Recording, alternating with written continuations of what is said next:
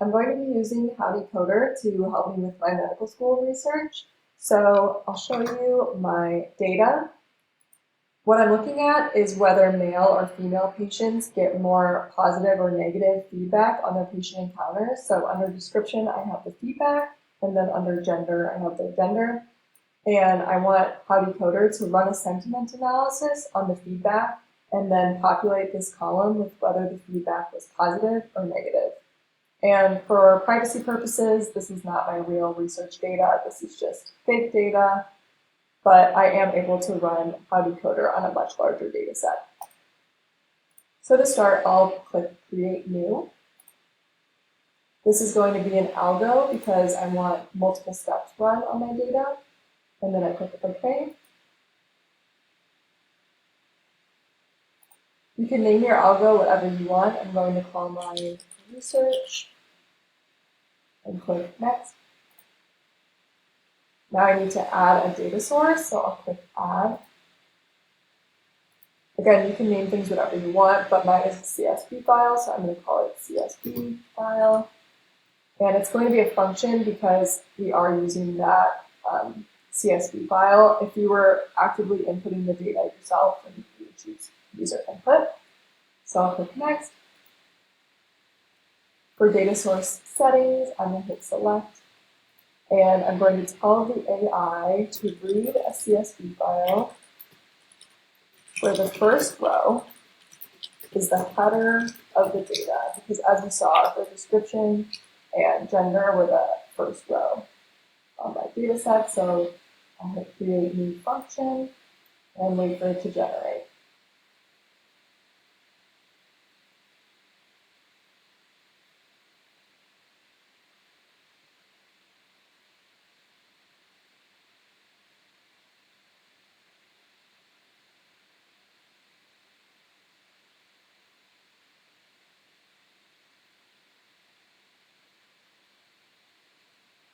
Okay, that looks good, so I'll go ahead and hit Select.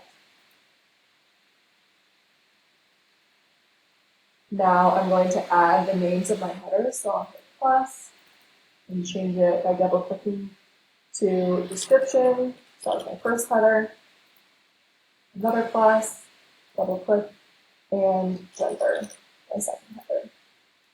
Then I hit Next. So I want to select single shot because I want it to only run the data once, not continuously. And I also want to select flatten so that it runs the actions of every data point as opposed to just one. And here you have a suggestion of what to add for your data source parameters. So I'll click Add, double click to change the name, and use this suggestion. So file underscore path. The type is going to be file, because we're using that CBS file. And then I'm going to go ahead and select that CBS file. So you click Select.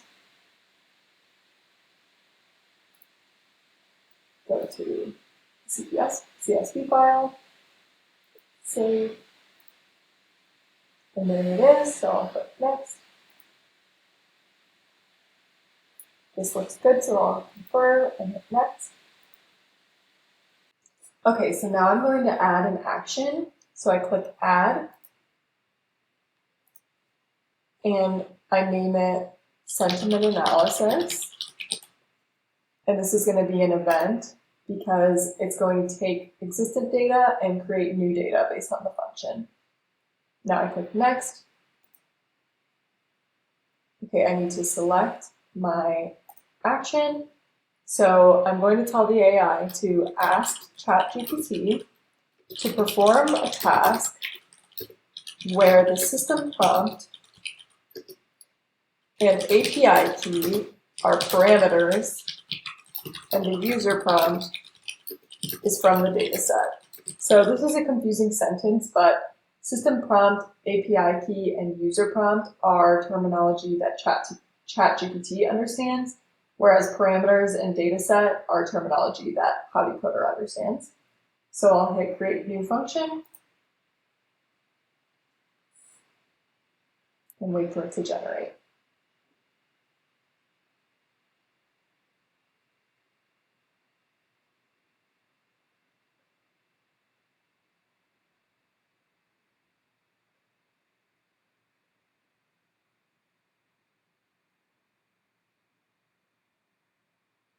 Okay, that looks good, so I'll click select. And here I have a suggestion of what to write on the right side, but first I have to pick which data I want the action to be run on. So I'm going to click description because that's what I want to be analyzed. And then I'm going to double click to change the name to this suggestion. So it's going to be user underscore prompt. And then I click next. Now I'm going to add action parameters. So I click add, and I'm going to use the suggestion to name these. So I double click, and this one will be system underscore prompt. The type is string because this is a string of words as opposed to numbers. For value, I already have my action for ChatGPT written out. So it's just basically explaining that I want it to run a sentiment analysis on the feedback and tell me whether it's positive or negative. So I will paste that. And then I add my API key. So I'll double click and change the name to API underscore key, like the suggestion says. This is also going to be a string.